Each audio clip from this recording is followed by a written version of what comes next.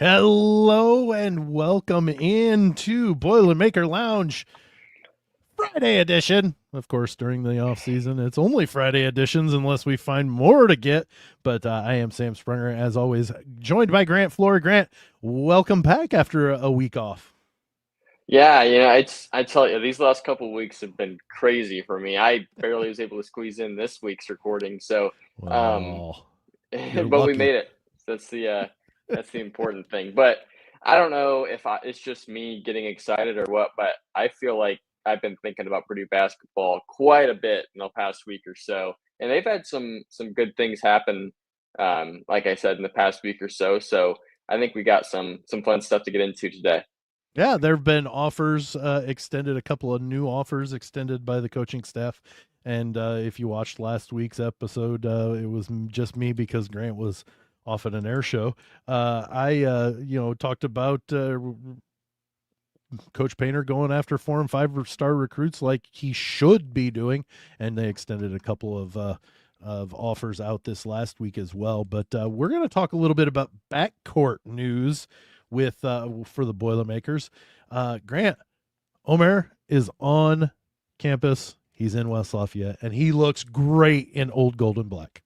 Oh yeah, he looks like a Purdue player. He just looks like a good basketball player overall. So that's really fun. It's one of those feelings like you know that it's going to happen. Like you know Omer's going to Purdue, Mhm. but you're watching him in FIBA and you're not really seeing him there. And then he gets there and it just feels a lot different. I think that's honestly a huge reason why I've been a little high on Purdue basketball this past week or so, just Yeah, because Omer got on campus and we saw practice footage pretty much immediately after he arrived this past Sunday.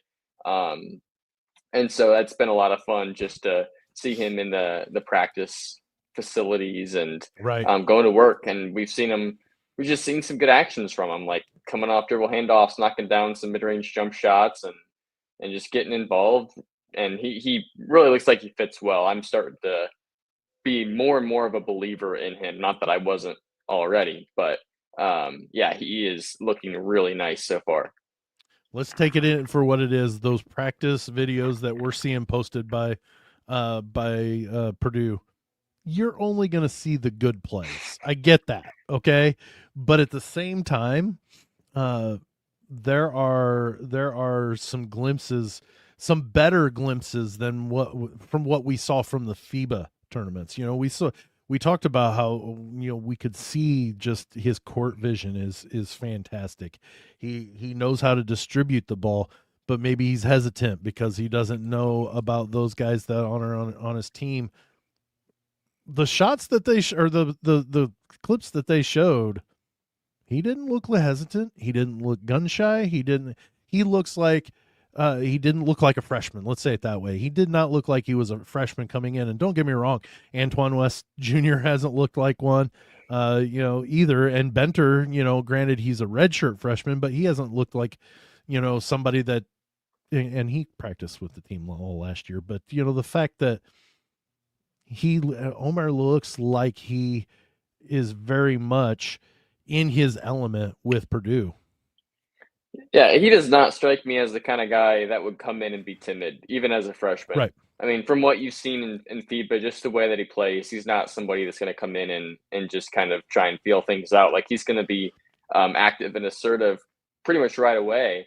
But I was listening to the guys over at Sleepers Media. They were talking about Omer Mayer coming to Purdue and some other practice footage. And I think something people maybe don't realize right away is just how impactful he's going to be when you can utilize him as your main ball handler coming off like a wing. They can set a ball screen. They showed this in some of the practice clips. TKR comes, sets a ball screen for Omer Mayer. He comes off. TKR rolls to the rim. Omer is going right on the left hand side. All of a sudden, what happens is now you have TKR rolling to the block. Omer's coming off this ball screen where if he has space, he can pull up and knock down a mid range jump shot, which he is so in his bag with.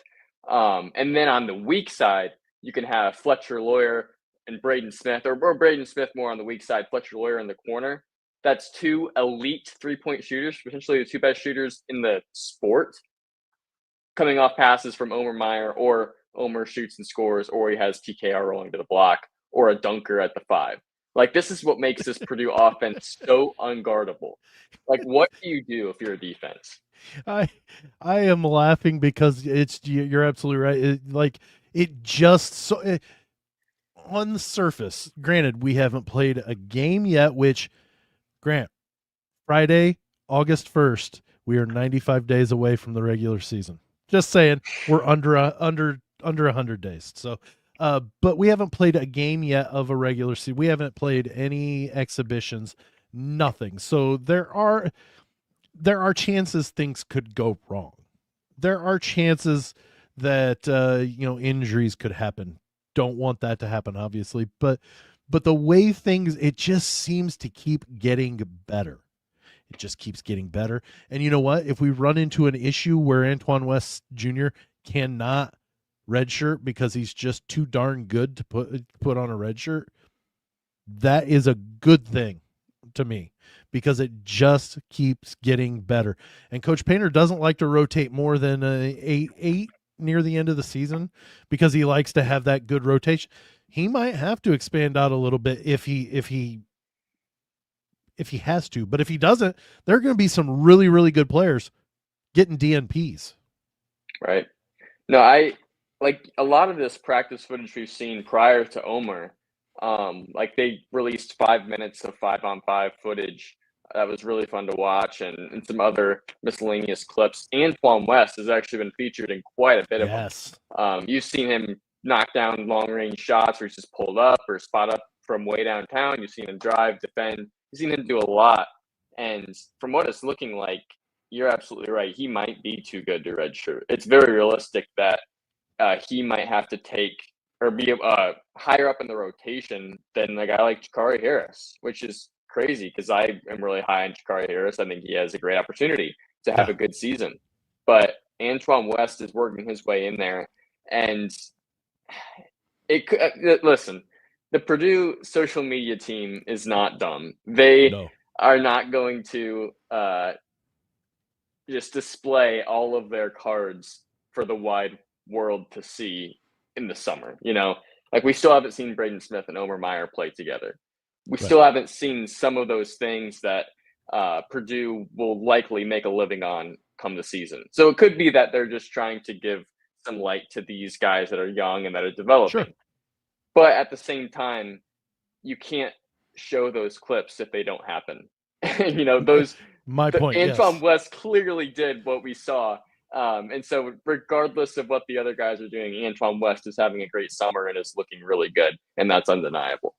And again, haven't played a single exhibition or regular season game, but it could be pretty hard decision. I mean, and it's one of those that, and Coach Painter knows this, and I'm sure anyways, that you have to have the player on board too. You can't just say you're redshirting and you'll be back next year. He might leave right away, if he's not on board. But again, that's where the recruiting of culture guys comes into play.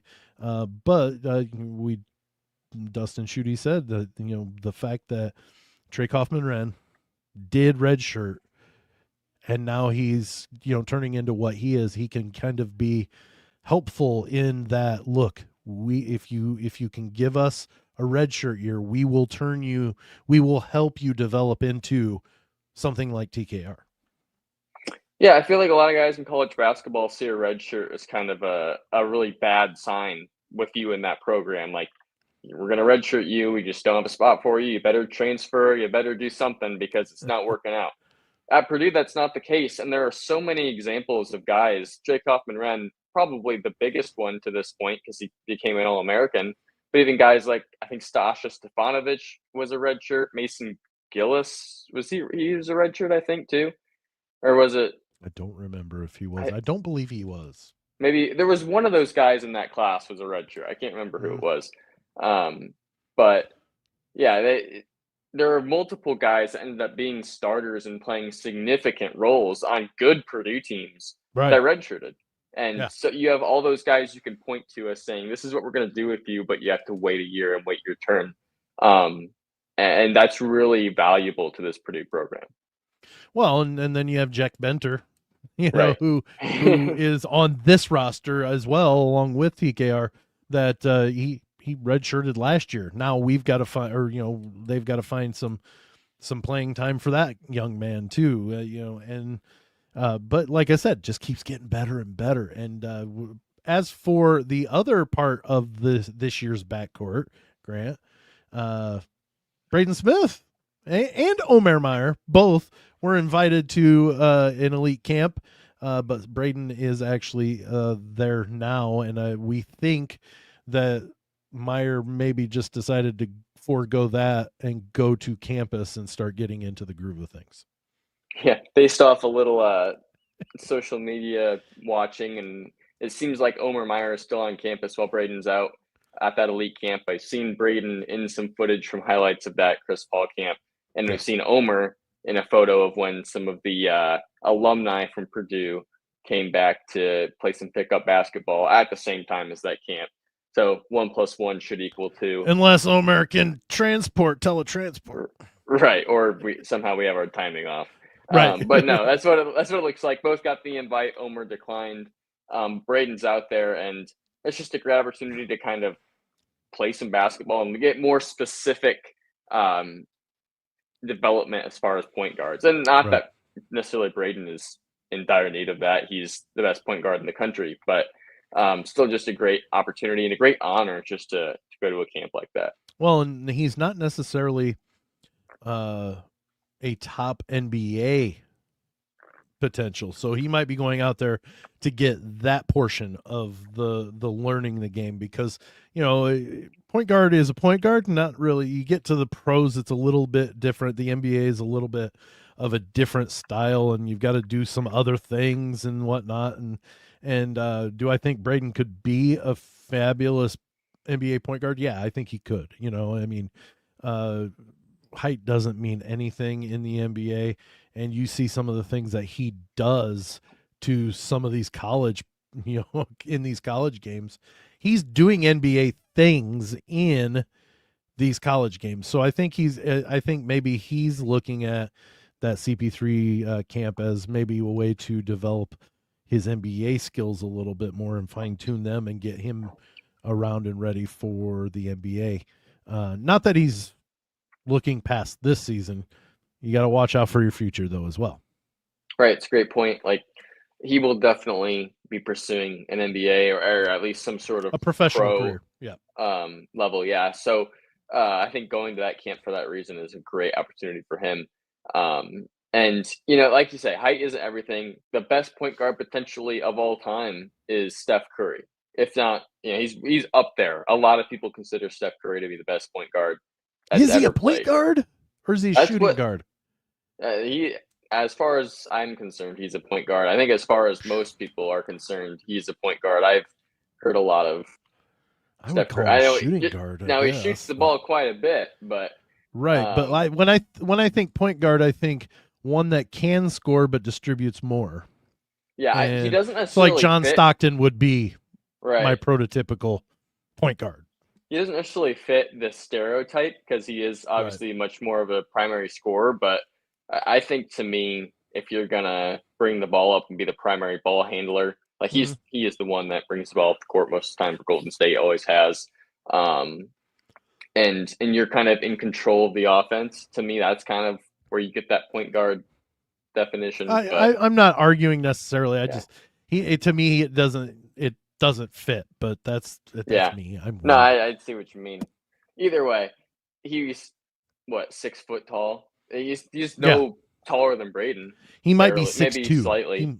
He might be 6'2".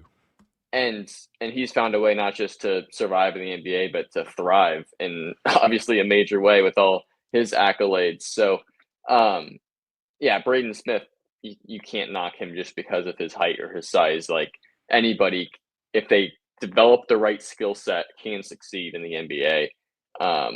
And Braden's gonna have a great shot to do that. Steph Curry is 6'2". 6'2". Okay. Hey. And Braden is 6 foot. Braden is 6 foot. On a good day, I think in really boosted shoes and maybe even standing on his tiptoes, he's 6 foot. Yeah, well, I am wearing shoes. I am 6 foot tall. I interviewed him after they won against Tennessee. He was shorter than me. okay. Well, Unless he's still growing. He's short.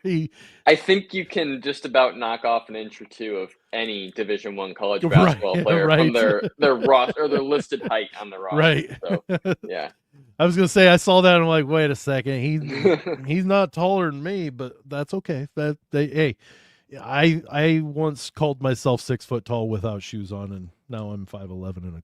So yeah, of course I'm in It my happened. mid 40s and shrinking as each year goes by. But Yeah. we continue with backcourt talk, and this one is for 2026. Luke Ertel, just his summer season with Indiana Elite, Grant. Um, you know, Dustin Schutte talked about it in Boiler Banter last week. I mentioned it last week a little bit that he has improved his spot in the 2026 overall rankings. And Dustin even says this is Matt Painter's diamond in the rough, with the towards the criticism of people saying, well, he's not searching for those diamonds anymore. He's just star chasing. It's turning out that Luke Ertel is going to be probably a close to a top 30 prospect by the time the season ends. And he was outside the top 100 when he committed to Purdue. He is going to be something really fun to watch.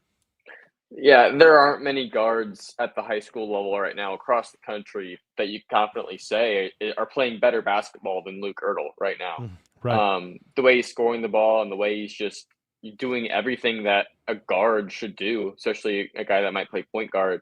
Like, he's just he, like you said, he's diamond in the rough. He's to skyrocket this much, especially with his he's not the biggest guy. He's pretty small guard. 6'1". He doesn't strike you as some major athlete or anything like that. But man, he just finds ways to score. He shoots the ball like crazy. He's quick, shifty. He just another one of those guys that fits that Purdue mold a little bit. Not a guy that you're gonna look at and see as a top prospect, but he can play the game. He's smart, has a very high basketball IQ. So it's going to be so fun to watch him come in, potentially still play with Omer Mayer. You potentially still have CJ Cox, Sha'Carri Harris, Antoine West, all of those guys still around. And even though you lose Braden and Fletch, like that core of guards is going to be a very fun backcourt room, if you will, for the Boilermakers. And it's going to be interesting to see how the lineups continue to shake out as these guys compete for minutes.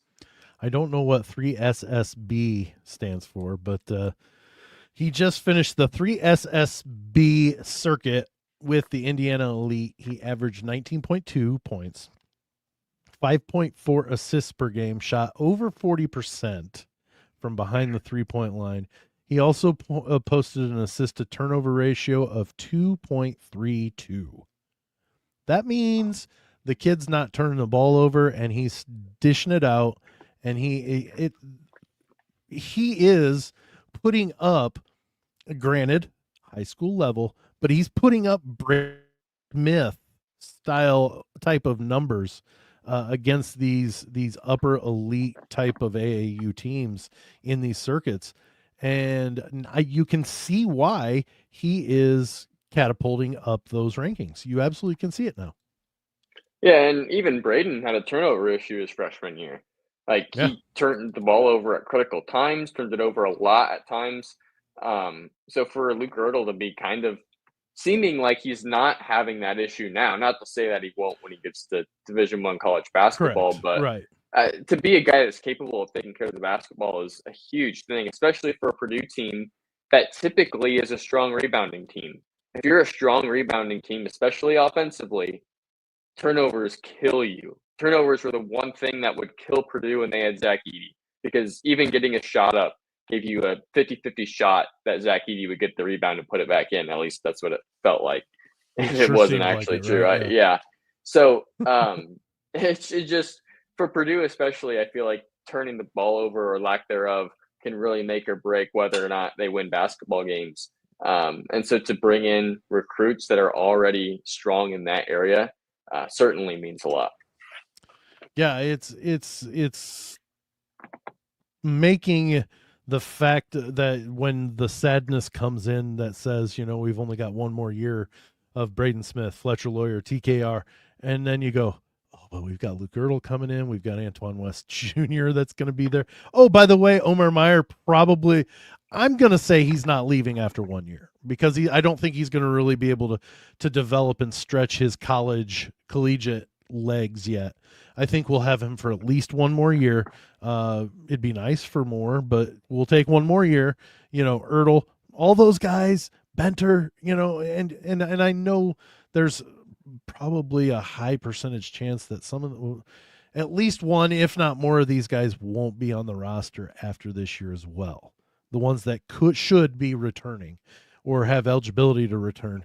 But just the whole gambit of the roster that's coming back after the at least 5 that are done after this season, and we only have one commit right now, and we've got a bazillion offers out there. And granted, once some start committing, some of those will be retracted, those will be pulled back, those offers will come back, and some of these guys are not going to choose Purdue, and that's fine. But just the fact that I think you even mentioned it a couple of weeks ago, maybe, the roster going forward after this season is probably a Sweet 16 potential team as it sits with nobody else coming in. Mm-hmm. Yeah, I keep seeing all these different guys that Purdue is interested in from a recruiting standpoint that keep shrinking their lists, and Purdue is staying on their lists. Top 5s, top 7s, top 3s, even. Like, Purdue is still consistently there, and their stock as far as a college basketball program is continuing to rise, especially with where they're looking to go this season and the players that they have. So, they're likely to end up with a couple of really solid freshman recruits that they will snag in these coming months. And as that recruiting class starts to build and as they start to get a better feel for where they're at, I think we're going to be looking at a team that, if nothing else, will once again be 10 guys deep. And if nothing else, maybe they don't have a mega superstar, but they can play 2 units that are going to be tough defensively. They're going to have options that you can't just focus on. Like, it's a team that can still go somewhere, even if they don't have a Braden Smith. And again, Omer Mayer, I think, will be ready to take those reins. And if he's their primary guy with a loaded backup support system of backcourt players and Daniel Jacobson, like, they're going to have plenty to move forward. I don't remember who it was that I was talking to. It might have been even an article that I read, but it actually said, well, Purdue's second 5 is a Sweet 16 team. I want to say I saw the same. I saw that quote somewhere too. Yeah. I don't remember what it was, but that's a legit thing. Yeah, like, they've got enough talent on their second 5, and that's tongue in cheek. That's kind of joking, but at the same time, kind of joking, but not.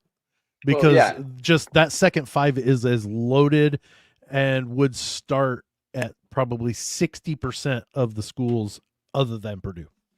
I mean, let's think about it. Like, if we assume CJ Cox starts, Omer Mayer comes off the bench, Omer Mayer, Jakari Harris, Antoine West, Liam Murphy, and Daniel Jacobson. Yeah, and that's and Jack Benter's on the third team. Yeah, so we still might be missing someone. I don't know, but I think, why wouldn't that 5 make a Sweet 16? Omer Mayer running the point. He's not a bad substitute for Braden Smith at all. Antoine West, Jakari Harris, who can defend, shoot, drive a little bit. And then Daniel Jacobson, who can hold his own as a center. Liam Murphy, who can shoot and stretch at the 4. Like, there's somebody we haven't mentioned hardly at all, other than we profiled him a little bit, is Liam Murphy. Yeah. And I know that read somewhere and have talked about it that he's going to be coming off an injury, or he's coming off an injury, that he's getting better and he's going to eventually be full force. But like, we haven't even talked about how effective he could be, next year at times. And granted, I believe in the episode that we talked about the rotation, he was in it, but he's going unnoticed. A 40% 3-point shooter going unnoticed on a roster. Yeah. Excuse me. He, like you said, he's been coming off injury. We haven't seen him as much in the practice footage, I Right. think, which could be part of why people aren't talking about him right now. But yeah, I mean, he's going to be such a nice piece to bring in, and just be that stretch four when you need it. Purdue's going to have so many different lineups they can play. I've heard some people talking like when they close games in the last 5 to 10 minutes, they could easily put TKR at the 5 and play small. You could play Braden, Omer, Fletch, Yeah. CJ Cox, even play 4 guards and TKR at the 5 just to go small and just have this lethal offensive lineup. And take into consideration, TKR is not a horrible center. No. He has the experience. He's short, but he's good at it. He played quite a bit of it last season. So, yeah, like, and there will be teams that will try and do that to Purdue. They'll try and play small, like kind of what FDU did in 2023, if we're going back that far. And they now have a lineup that can handle that because they don't have a Zach Edey who's a tank. They have a Trey Coffin-Wren who's a little more versatile in that way, and can play the 4 or the 5. They can throw some nice guards to go 1 through 4, or you can play Jack Benter at the 4, Liam Murphy and TKR at the 5. Point being, they have a lot of different options. They can handle different matchups. I don't know that you'll find many, if any, teams that you would consider to be a bad matchup for Purdue because they can move their lineup around and kind of figure it out. Yeah, and that it just is baffling. We've talked when Dustin was on last, Shooty was on last time. He said something an embarrassment of riches. I'm never going to be embarrassed because I've seen times where it wasn't it was an embarrassment of other sorts, and so, but like it is just it is an amazingly it's just an amazing potential season coming this year. And the fact that excuse me, somebody tongue in cheek again, it's going to be awful hard to do, but the guy said 40-0 national championship, yeah, da, da, da, da, da. And somebody made the comment of, that you're not going to do anything. Look at the team last year. They couldn't do anything without Zach Edey. Okay, Zach Edey's gone. We loved the time we had with him. We still ain't saying if we had Zach anymore. Last year we were like, man, this is rough without Zach, but we weren't saying, oh, we should have him back, or anything like that. We knew that wasn't coming. We're not living in the past. That team almost beat Houston. At one point, that team was ranked in the top 10. Don't give me because he was a Tennessee or Illinois homer. He had to have been, but he was just trying to get fired up. But I'm sitting there thinking, man, if that's a legit thought, you don't know much about basketball. And this isn't even about Purdue. Like, if you can just look at a team and go, wow, 86% of their scoring is coming back. Wow, they added the best center in the transfer portal. Wow, they added an international point guard that probably would start if it weren't for the fact that they didn't already have the best point guard in the country and probably a national player of the year candidate. Anybody sees that on any team. Shoot, Grant, if that was IU that I had to put up with, I would go, yeah, we're in trouble. Yeah, no, see, the thing is, I get what I don't obviously agree with what that person said or who those people. It's not just one person, but like obviously last year's team, while they were successful in a lot of ways. Like you said, almost beat Houston, was ranked in the top 10 at times. While those things were true, they also had some pretty major weaknesses. Like, calling it what it is, for sure. With those weaknesses, they still Right, went 24-12. right. And those weaknesses that they had have been pretty much entirely shored up this offseason. Not only is Daniel Jacobson coming back from injury, so Purdue actually has a true center, but they added another one who is a little bit different and fulfills more of a rebounding solution, and is also more physically ready because Daniel Jacobson, He's going to take some I time. think, right, I don't think he's going to be there at the start of the season. I think by the end, he could be in really good shape and potentially be more of a starter over Oscar Clough. But I think definitely start of the season, he is going to still have some work to do. Right. But Clough should be good to go, and again, has that experience coming in. Is he a fifth year or just a fourth year senior? Either way, he's in his last years, from what I understand. Yeah. So, well, lost my train of thought there for a second. Yeah, they bring in Clough and Jacobson to fulfill that center spot. You bring in Omer to provide you some more scoring and another guard option. Liam Murphy stretches it out to replace Heidi. Like they shored up those weaknesses. They're developing their guys, their retention.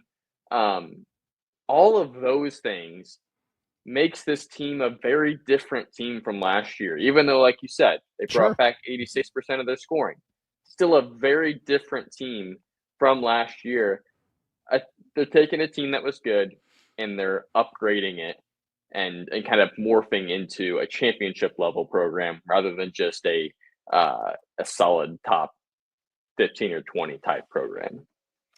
I didn't respond to him, Grant, so you should be proud of me for that. But I just read it and went, man, I hope you're just trying to entice people to argue with you, just to get them, because if that was a legit statement, you've got a lot of homework to do on basketball teams, because like I said, if that would have been IU, that would have had, wow, they went 24-12 last year. They played decent at times. They struggled at times. There were things that happened that really needed them, but they did this, and this. Oh my goodness. You would see that, but I guess you got to hate Purdue to make a statement like that about this team, because honestly, if there have to be IU fans sitting here going, man, we're in trouble. We're gonna put up a fight, but man, we're in trouble. They released some practice footage as well recently. They're just going to be a really interesting team. I don't know what to do with IU. I beat them. Yeah, I mean, we shouldn't have any problem with them. They might have a better season than they've had. I don't know. Some of their transfers do look pretty good, but I've gone on the record multiple times that when the historical blue bloods are good, it's good for college basketball. So as long as for 2 dates against Purdue, if IU's good, it's good for the game of basketball, because they are a traditionally historic and obvious blue blood from the past. Would I say they're a blue blood and top tier program now? No, I don't think they are now. They've taken many steps backwards to do that. So, but I didn't know we were going to talk about IU. But my point is, come on, even if you hate Purdue, be at least somewhat subjective and look at what Purdue's done, and you're going to have to deal with that. Hopefully lose to that team, but you're going to have to deal with a bunch of different avenues. And like you said, they can throw different lineups at you that you've got to adjust to. And if you can't adjust, that lineup will beat you. And if you do adjust, they'll throw another lineup at you, and that lineup will beat you. Like they have so many possible prongs of attack that it's going to be a very, very difficult season for people to beat Purdue. Right. You pretty much hit the nail on the head there. It'll just be interesting to see what happens within like the Big Ten. Obviously, we expect Purdue to come out on top, but like look at teams like Michigan, even Illinois. Like those teams look good too. It's not going to be a walk. Oh, it's not going to be easy for Purdue, but it's definitely going to be difficult for those teams to beat them as well. Right. Oh yeah, and like Purdue gets Michigan at Mackey, and that's the only time they play them. And Mm-hmm. Illinois, I think, is same thing. Yep, So they Purdue play has at a Mackey. favorable schedule. Yep. They look really good, but yeah, it's Purdue will be tested for sure. And Michigan State. Right, Michigan State, they're going to be interesting to figure out too, because they don't seem like they have a lot on paper, but it's Izzo and Michigan State. Yeah. But Never underestimate them. right, Purdue will be tested this season, and as much as 40-0 would be amazing, and as much as it seems like Purdue should win any game that they play this season, there really shouldn't be any games that they lose. It's hard to be realistic and say they're going to go 40-0. Like that's just they're going 40-0, Grant. But they will be tested. We'll find. I'm sure there will be points in this season where we talk about some sort of deficiencies that they have. Sure. At some level, maybe nothing crazy, but at some level. And so we obviously have to be mindful of that. But at the same time, if there's any team that at this point seems like they're going to be unbeatable and is best equipped to win a national championship, it has to be Purdue. I follow most of the Big Ten on one of my accounts, on because I've got multiple shows, and then my personal one. I follow almost, if not everyone, almost all of the Big Ten. I haven't seen hype videos as much from all of the others that I have. A few, like Michigan, I've seen a couple. I've seen a couple from Illinois. Purdue, I've seen a ton because I follow them on every one of the accounts that I control. But it's just, yeah, it seems to me that it's a foregone conclusion that Purdue is going to be very, very troublesome for about 90%, 95% of their opponents. Yeah, and even the other 5%, they'll be troublesome, but it may be troublesome the other way too. Like they may be troublesome for Purdue as well. Right. Yeah, it's fair fights, I guess. Yeah, I think Michigan has a really nice roster. I really do. Yep. I think Dusty May's a great coach as well. So and they just got throttled at Mackey last year. They're not going to let that happen again. Doesn't mean it won't happen again, but they're not going to let it happen. They're going to do their best not to. Right. So, but yeah, it's going to be a fun season. I feel like we talk it to death every time we come on about how good Purdue's going to be and just all the different. Well, that's always the bow on all of what we talk about is right. Man, they're going to be really good. Yeah, and they just are, and that's it's just true. So, I just can't wait to get back to it. 95 days. 95 days, Grant. That actually brings us to the end of the show, and it was a nice little bow right at the end. They're going to be really good, ladies and gentlemen. It's not breaking news. I don't need the little ticker at the bottom. Breaking news: Purdue's going to be really good next year. We already already talked about that a lot, but I can't bring myself to say that I'm tired of hearing it though. No. But I'll never be tired of hearing that. Yeah, never. But really good show today. We have a backcourt that is going to and Grant. We didn't talk about Fletcher Lawyer at all, really, and he's part of the backcourt currently too. So that's a piece that one of the best shooters in the Big Ten. I think you did mention that about. I guess we brought him up a little bit, but we didn't talk to him ad nauseum. Yeah, I mean, good things coming ahead. Less than 100 days. It's like Christmas Day is getting closer and closer, and Christmas is in the middle of the basketball season. So this is my favorite time of the year, basketball season, and I am so ready for it to start off and get going. But thanks so much for joining us on this week's edition of Boilermaker Lounge. We're having fun doing this for Grant Flora. I'm Sam Sprunger. We'll see you next week.